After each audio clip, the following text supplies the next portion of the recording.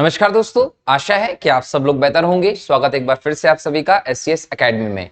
दोस्तों, इतिहास की हमने हमारे पिछले लेक्चर में जहांगीर के बारे में बात की थी। किस प्रकार से जहांगीर ने अकबर के दौरान ही गद्दी प्राप्त करने की कोशिश की और अकबर की मृत्यु के बाद जहांगीर हमें अगला मुगल शासक देखने को मिलता है। हालांकि जहांगीर ने ज्यादा लंबे समय तक शासन दोस्तों नहीं किया था, लेकिन उसके शासन काल में अगर हम उसका पूरा मूल्यांकन करें तो कोशिश उसके द्वारा जरूर की गई। जिस प्रकार से न्याय की जंजीर लगाकर एक न्यायप्रिय शासक के तौर पर हुमायूं ने खुद को बताने की कोशिश की। चित्रकार लोगों को बहुत ज्यादा संरक्षण दिया और चित्रकला का स्वर्णकाल हुमायूं के समय को कहा गया। कई सारे ऐसे व्यवस्थाएं जो अकबर के समय से चली आ रही थी, उन सभी व्यवस्थाओं को जहांगीर ने भी कंटिन्यू रखा। भले ही वो सऊदी अरब को लाखों रुपए दान देने की व्यवस्था हो या फिर और अन्य कार्य हो, लेकिन इसके बावजूद हुमायूं के अगर हम पूरे चरित्र को देखें तो ये अकबर के जैसा शासक साबित नहीं हो पाया। अकबर ने एक लंबे समय तक शासन किया और कई सारे इतिहासकार उसके शासन को बेहतर भी बताते हैं, उसके कामों को अलग प्रकार से बेहतर बताने का प्रयास करते हैं। ठीक उसी प्रकार से हम कहें तो जहांगीर ने शासन नहीं किया था। यहां तक कि जहांगीर जो है उसको गलत आदतें, गलत लत भी थी। जैसे कि जहांगीर शराब बहुत ज्यादा पीता था, तो उस शराब की उसकी आदत के कारण कई सारे लोगों ने उसकी निंदा भी की है और कहीं ना कहीं वही शराब जहांगीर की मृत्यु का कारण भी बनी थी। इसके अलावा राजपूतों को लेकर नीति हो या प्रशासन में ऐसे कोई सुदृढ़ सुधार हो जिनके दूरगामी परिणाम, ऐसे कोई भी सुधार जहांगीर के द्वारा हमें देखने को नहीं मिलते हैं दोस्तों। लेकिन जहांगीर की मृत्यु लगभग 1627 के आसपास हो जाती है। जहांगीर की मृत्यु के बाद उसका बेटा शाहजहां जो होता है वो गद्दी पर बैठता है।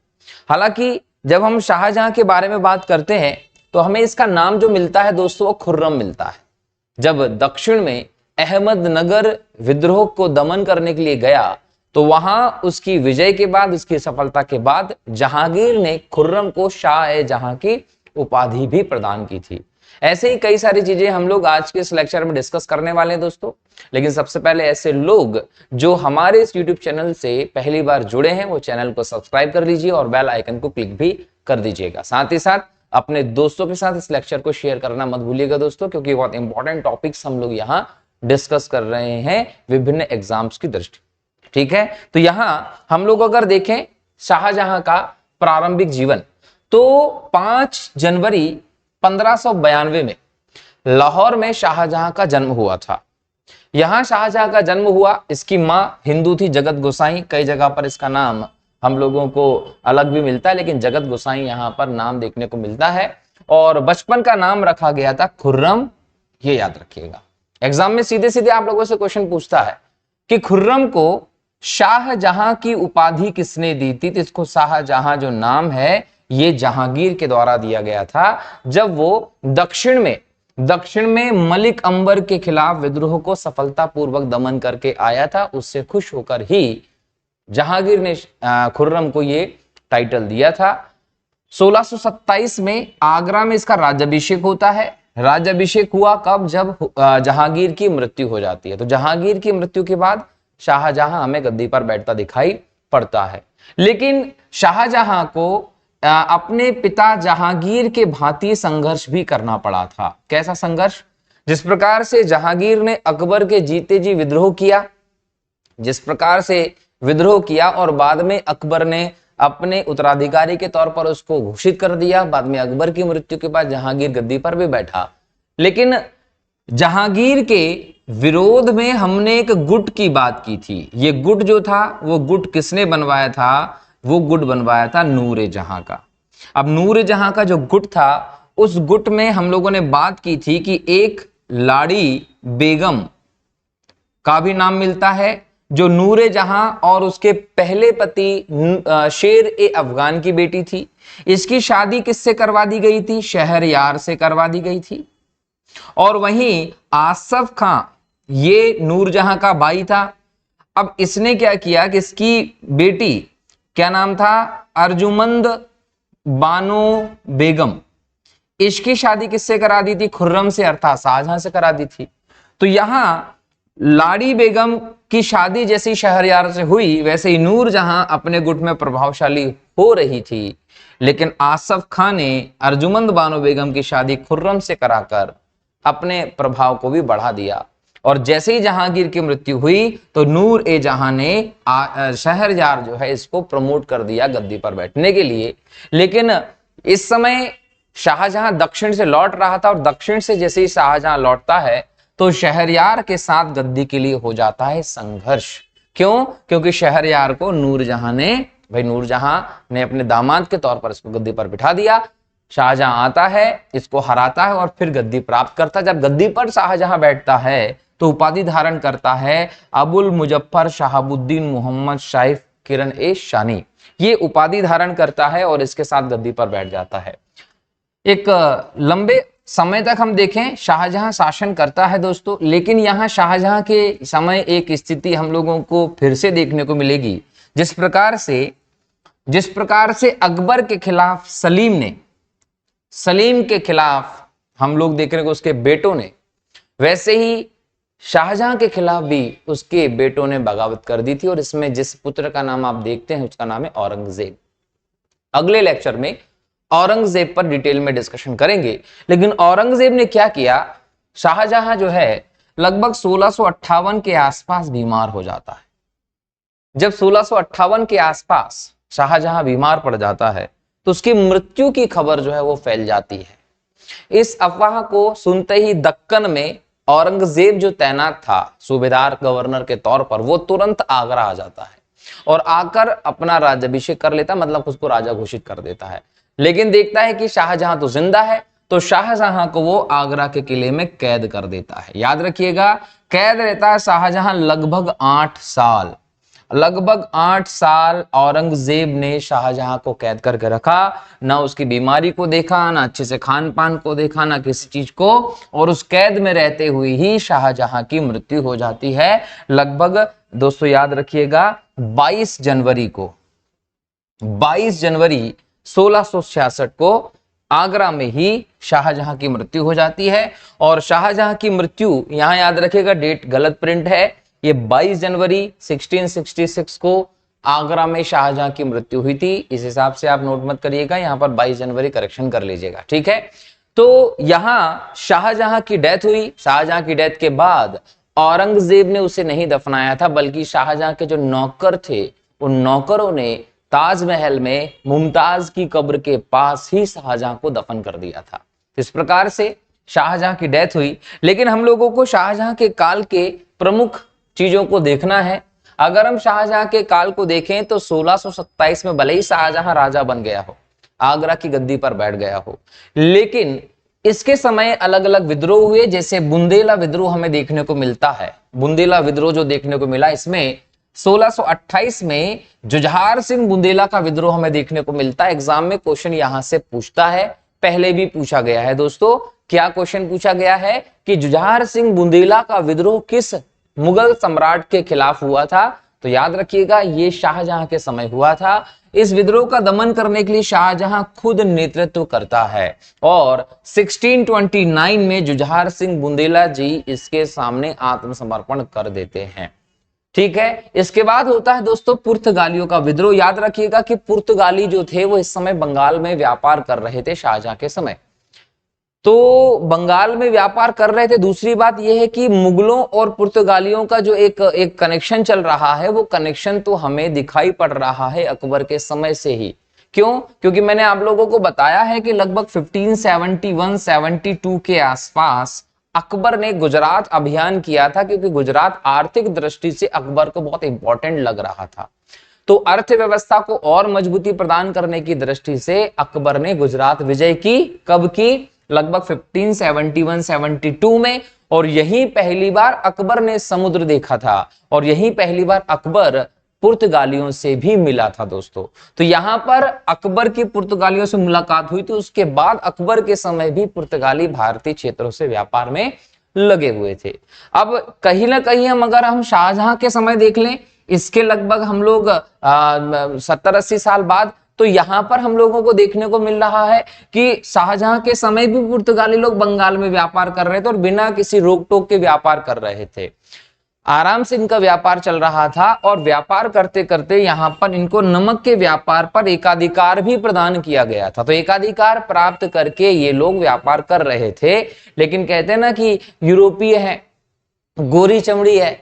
अब यूरोपीय गोरी चमड़ी है तो कहीं ना कहीं समस्या तो पैदा करेंगे, लालची तो है ही, अपना रंग तो दिखाएंगे ही दिखाएंगे। तो इन्होंने अपना रंग दिखाना शुरू कर दिया। क्या रंग दिखाया अपना इन्होंने कि भाई इन्होंने यहां हमारे देश के लोगों को जबरदस्ती धर्मांतरण करना शुरू कर दिया। इन्होंने ईसाई बनाना प्रारंभ कर दिया, भारत की संस्कृति को मेलिन करना शुरू कर दिया। अब दिक्कत शाहजहां को क्या थी? शाहजहां को दिक्कत ये नहीं थी कि ये ईसाई बनवा रहा है, शाहजहां को दिक्कत ये हो गई कि भाई तू मुस्लिम जनसंख्या को ईसाई बनवा रहा है।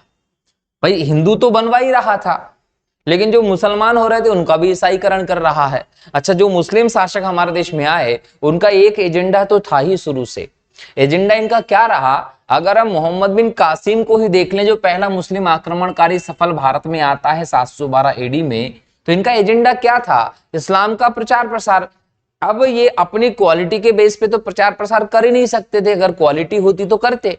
तो इन्होंने क्या किया? इन्होंने उसका जो प्रचार प्रसार करने का काम किया वो दादागिरी के आधार पर किया।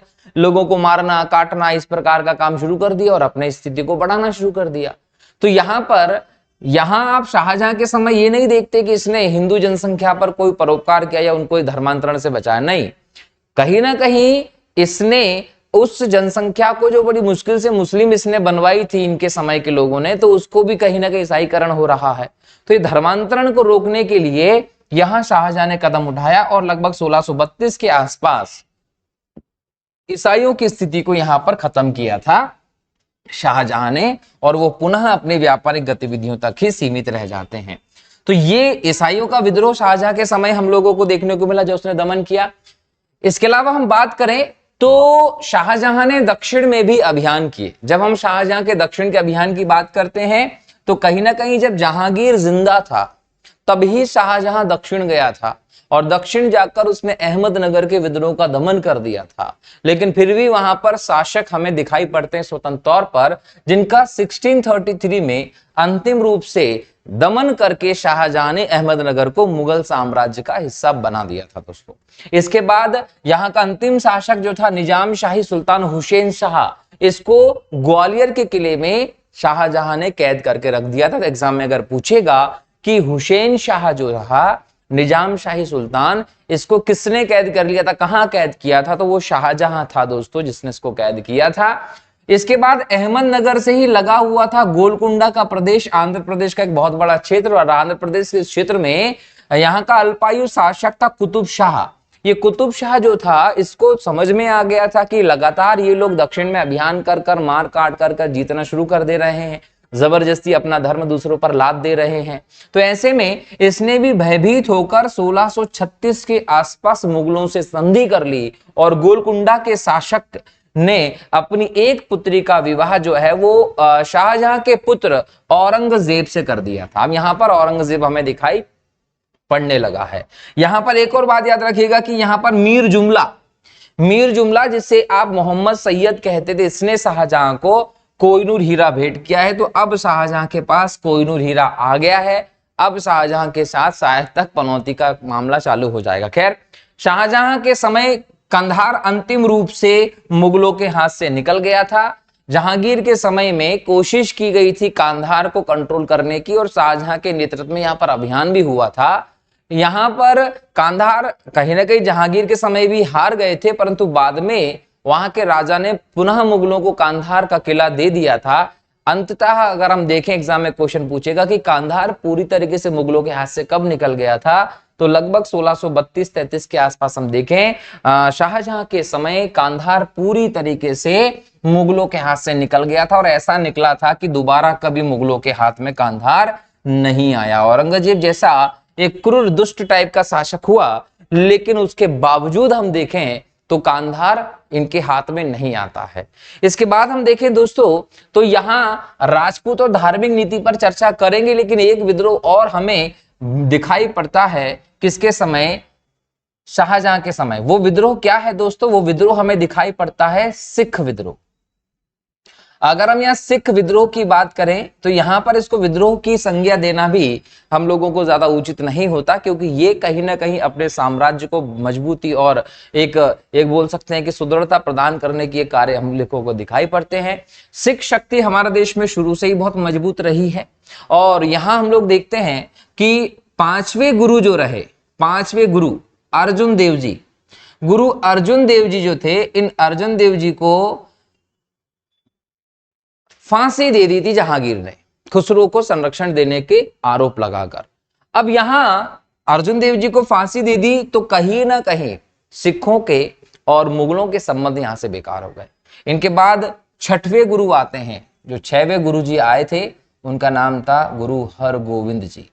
गुरु हरगोविंद जी जब आए तो इनके समय शाहजहां के और इनके कॉन्फ्लिक्ट्स होते रहे। इनके समय की तीन इंपॉर्टेंट जो घटनाएं हैं वो हम लोगों को दिखाई पड़ती हैं। पहली घटना होती है बाज की, दूसरी घटना होती है घोड़े की। पहले बाज को लेकर, फिर घोड़े को लेकर, और फिर यहां तीसरी घटना हमें देखने को मिलती है गोविंदपुर को लेकर। ये तीन घटनाएं इंपॉर्टेंटली हमें देखना चाहिए। क्या हुआ कि शाहजहां का एक प्रिय बाज था, शाहजहां का बाज था। अब ये शाहजहां का जो बाज था ये उड़कर हरगोविंद जी की तरफ चला जाता है और हरगोविंद जी उस बाज को लौटाने से मना कर देते हैं। तब शाहजहां कहता है कि इसके महंगे परिणाम भुगतने पड़ेंगे, तो हरगोविंद जी ने कहा कि भुगत लेंगे। एक टुकड़ी आती है सेना की गुरुजी के ऊपर आक्रमण करने के लिए और गुरुजी उसको धूल चटाकर मार के भगा देते हैं। पहली बार शाहजहां को शिकस्त मिलती है यहां हरगोविंद जी के द्वारा। दूसरी बात हम बात करें तो एक डाकू है जिसका नाम है बीघी चंद्र। ये बीघी चंद्र नाम का व्यक्ति जो है, इसके बारे में कहा जाता है कि ये गुरु हरगोविंद जी का शिष्य भी था और ये डाकू भी था, बहुत उस समय का कुख्यात डकैत हुआ करता था। इसने क्या किया कि शाहजहां की जो शाही घुड़साल थी, शाही घुड़साल जो थी, यहां से 2 घोड़े चुराए। एक घोड़ा इसमें शाहजहां का प्रिय घोड़ा भी था। वो घोड़े चुरा कर गुरु हरगोविंद जी को तोहफे में दे दिए। गुरुजी ने उनको एक्सेप्ट भी कर लिया। बाद में शाहजहां ने कहा कि हमें हमारे घोड़े लौटा दो, चोरी किए तुमने। फिर एक सेना भेजी, फिर गुरु हरगोविंद जी ने मार के भगा दिया। और तीसरा, गुरु हरगोविंद जी ने गोविंदपुर नामक एक नगर बसाया और ये बात शाहजहां को अच्छी नहीं लगी। शाहजहां बोलता है हमारी आज्ञा के बिना आपने कैसे नगर बसा दिया। फिर एक सेना भेजी और फिर गुरुजी ने इनको मारकर भेजा। तो 3 बार शाहजहां ने अपने समय शिकस्त खाई गुरु हरगोविंद जी से, परंतु अंततः गुरु हरगोविंद जी को एहसास हुआ कि क्या ये बार बार सेना भेजता, मैं मारकर भगा देता हूं इसको। बाद में उन्होंने इसकी तरफ ध्यान देना बंद कर दिया और नॉर्थ चले गए। वहां कीरत सिंह नामक एक नगर बसाकर वहां इन्होंने एक शांतिपूर्ण जीवन अलग थलग बिताना चालू कर दिया था। तो ये सिखों के साथ विद्रोह की कहानी थी, ये आप लोगों को ध्यान रखना है शाहजहां के समय की। इसके अलावा दोस्तों धार्मिक और राजपूत नीति भी शाहजहां की हमें देखनी चाहिए। शाहजहां ने 1632 में मंदिरों को तोड़ने का आदेश दिया। ये वो मंदिर थे जो जहांगीर के शासन के दौरान स्थापित किए गए थे और ये मंदिर तोड़ने का आदेश तो शाहजहां ने दिया ही दिया। साथ में एक बात और याद रखिए कि ये भी कहा गया कि अगर किसी ने इन मंदिरों का पुनर्निर्माण करने की कोशिश की तो उसे बख्शा नहीं जाएगा, उसे छोड़ा नहीं जाएगा। मतलब हम जिस शाहजहां को इतना बड़ा मानते हैं, लोग बार बार उसके ताजमहल और यहां वहां देखने के लिए जाते हैं, खूब उसके साथ फोटो खिंचाना पसंद करते हैं, जो कि एक मकबरा है, कब्र है। तो एक कब्र के साथ फोटो खिंचाने का इतना शौक जो हमें दिखाई पड़ता है, उस शासक के बारे में अगर आप जानेंगे तो आपको पता चलेगा कि मंदिरों को तोड़ने का आदेश दिया और यह भी कहा कि अगर कोई उनका पुनर्निर्माण कराता तो उसको बख्शा नहीं जाएगा, उसको मृत्युदंड दे देते थे। तो इस प्रकार के शासकों की हम लोग यहाँ स्थिति देख रहे हैं। उनकी इमारतों के सामने जाकर उनको प्रेम का प्रतीक बताकर फोटो खिंचवाने का जो शौक चल रहा है, ये हमें समझ में नहीं आता कि किस प्रकार का शौक है। हालांकि एक घटना और है इससे चर्चित जो हम लोगों को पता होना चाहिए कि अगर हम पहले की सरकारों की बात करें तो पहले की सरकारों के समय अगर कोई विदेशी मेहमान भारत आता था तो उसे जो तोहफा दिया जाता था, उस तोहफे के तौर पर ताजमहल की एक छोटा सा एक डेमो, जो डमी टाइप बोलते हैं, वो दिया जाता था कि भाई ले जाइए। मतलब भारत की जो पहचान बनी हुई थी वो किससे बनी हुई थी? ताजमहल से बनी हुई थी। लेकिन नरेंद्र मोदी जी के प्रधानमंत्री बनने के बाद जब भी कोई विदेशी व्यक्ति राष्ट्राध्यक्ष हमारे देश में आता है तो उससे पता है क्या दिया जाता है, उसे दी जाती है श्रीमद् भगवद गीता जी। मतलब अब हमारे देश की जो पहचान है वो किससे बन रही है, श्रीमद् भगवद गीता जी, उसमें दिए गए उपदेशों, नैतिक शिक्षा की बातें और भारत का जो विचार रहा है, भारत का जो दर्शन रहा है, उससे बन रही है। तो सोच लीजिए कि पहले कहां आप एक कब्र का प्रकृति दी जाती थी और कहां अब भारत की संस्कृति के तौर पर आप श्रीमद् भगवद गीता को देते हैं। तो ये कहीं ना कहीं एक बहुत बड़ा अंतर होता है कि आप आपके देश को किस प्रकार से प्रदर्शित करना चाहते हैं। कई बार मैंने ये भी देखा है कि लोग जो होते हैं वो अपने घरों में बड़ा बड़ा सीनरी पोस्टर लगाते हैं। अब आप आपके घर में सीनरी पोस्टर लगाते हो, कोई दिक्कत वाली बात नहीं, लगाइए, दिवाली अच्छी दिखती है, सजावट होती है, रौनक आती है, लेकिन उसमें कब्र का फोटो लगाते हो आप। मतलब आपके घर में आप ताजमहल का फोटो लगा रहे हैं, एक कब्र का फोटो लगा रहे हैं। और बताइए क्या किसी की कब्र का फोटो लगाना, मकबरे का फोटो लगाना सगुन है, अच्छी बात है? मतलब ऐसे तो आप शमशान के सामने से निकलने से डरते हैं, कब्र के पास जाने से डरते हैं, उसको अपशगुन समझते हैं, तमाम बातें आप समझते हैं, लेकिन उसके बाद आपके घर में आप क्या कर रहे हैं, एक मकबरे का फोटो लगा कर बैठे हैं और शान से आप उसको प्रदर्शित कर रहे हैं। तो कहीं ना कहीं एक सोचने वाली बात है, तथ्यों को समझने वाली बात है। क्योंकि शाहजहां का जो ताजमहल है वो है तो एक मकबरा, एक कब्र है, जहां पर पहले मुमताज और बाद में शाहजहां को दफनाया गया है। और आपके घरों में उसका फोटो रहना, कहीं आपके घर में तरक्की, प्रगति, लक्ष्मी के आने के संकेत कैसे हो सकते हैं? मकबरे का फोटो लगाओगे, कब्र का फोटो लगाओगे तो परेशानी ही आनी है, भूत पिशाच के सपने आने हैं आप लोगों को। खैर चलिए, तो ये चीजें हम लोगों को सोचने की जरूरत है। तो ये वही शाहजहां है जिसको प्रेम का एक प्रतीक माना जाता है, ताजमहल को गानों में शामिल किया जाता है, वही शाहजहां हमारे देश में असंख्य मंदिरों को तोड़ने का आदेश देता है। इसने मुस्लिम कन्याओं का हिंदुओं से विवाह निषिद्ध कर दिया। मतलब देख रहे हैं आप किस प्रकार की पॉलिसी ये लोग चला रहे थे। जैसे कि अंग्रेज भारत आए थे तो उन्होंने क्या किया, उन्होंने यूरोपीय पुरुष और भारतीय हिंदू महिला, इनका विवाह जारी रखा और किसी यूरोपीय महिला और भारतीय हिंदू पुरुष के विवाह को निषिद्ध कर दिया। वैसे ही पहले कौन कर चुका है, शाहजहां और अन्य मुस्लिम शासकों ने ऐसे किया। ये किसी भी कीमत पर भारतीय हिंदू पुरुष और मुस्लिम महिला का विवाह नहीं होने देते थे। और इसको लेकर एक स्ट्रिक्ट आदेश शाहजहां ने निकाल दिया कि मुस्लिम कन्या और हिंदू पुरुष के साथ विवाह नहीं होगा, ये निषिद्ध कर दिया इसने। बताइए, इसके बाद इसने गोवध पर रोक लगाई। अकबर ने गोवध प्रथा पर रोक लगाई थी और हमने कहा था कि जहांगीर ने एक विजय के बाद गाय कटवाकर जश्न मनवाया था, वैसे ही आगे जाकर शाहजहां को शायद इस बात का एहसास था, इसने गोवध पर रोक लगा दी थी। हिजरी संवत अकबर ने इलाही संवत का प्रारंभ कर दिया था। इलाही संवत का प्रारंभ अकबर ने किया और उस इलाही संवत को कंटिन्यू जहांगीर ने रखा था। लेकिन यहां शाहजहां ने अपनी धार्मिक नीति के तहत उस हिजरी संवत को, जो कि हजरत मोहम्मद के समय से चला आ रहा था, उसको इसने वापिस से चालू करवा दिया। सिजदा की प्रथा चलती थी झुकने की, उसको शाहजहां ने समाप्त करवा दिया। राजपूत लोगों को अपने यहां सूबेदार के पद पर बिल्कुल नहीं रखा, शाहजहां ने उच्च पदों पर इनको रोक लिया था।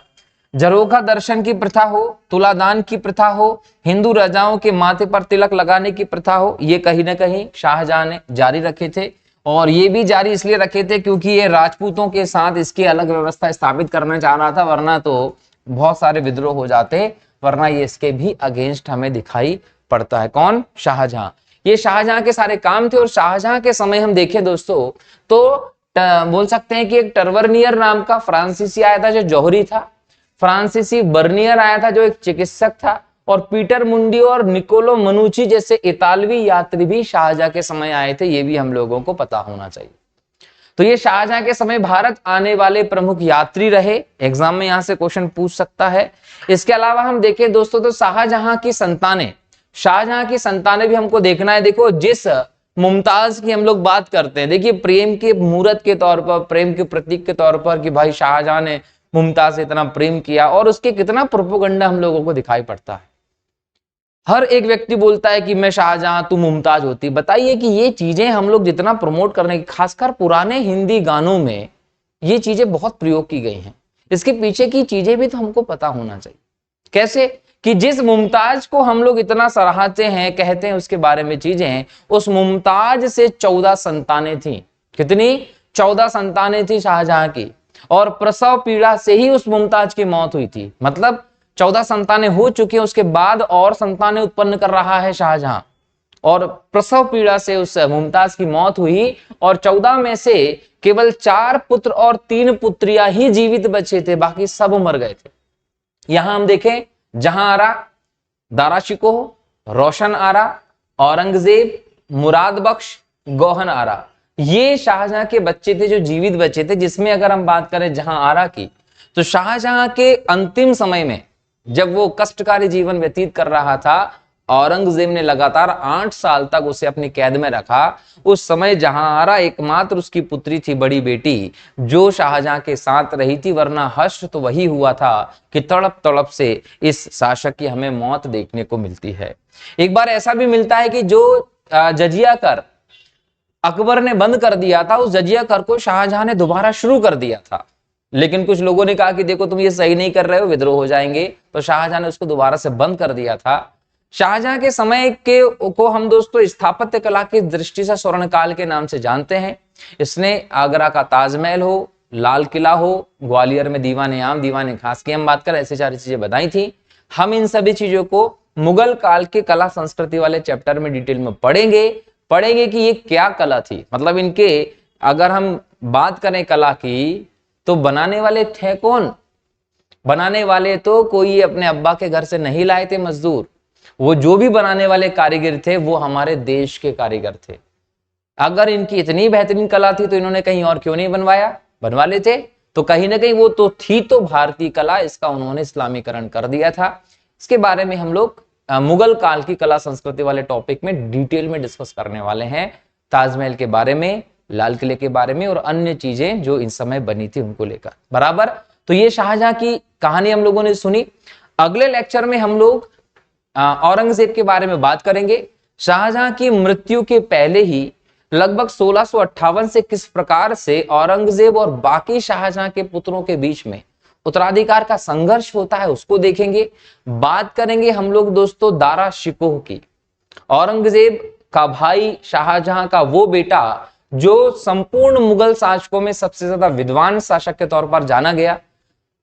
बोल सकते हैं दारा शिकोह ऐसा व्यक्ति जिसने कई सारे ग्रंथों पर काम किया, जिसने एक बोल सकते हैं कि शांति प्रिय शासक के तौर पर आसान जीवन व्यतीत करने की बात की, और किस प्रकार से औरंगजेब दारा शिकोह की गर्दन कटवा देता है और उसकी गर्दन को थाले में सजाकर लाई जाती है, और बाद में उसके ऊपर थूक कर कह देता है औरंगजेब ना मुराद। तो इस प्रकार की चीजें भी हम लोगों को देखने को मिलती है। इसको हम अगले लेक्चर में डिस्कस करेंगे दोस्तों। तो मिलता हूं अगले लेक्चर में, तब तक के लिए बहुत बहुत शुक्रिया दोस्तों। जय हिंद, जय भारत, वंदे मातरम, जय श्री राम।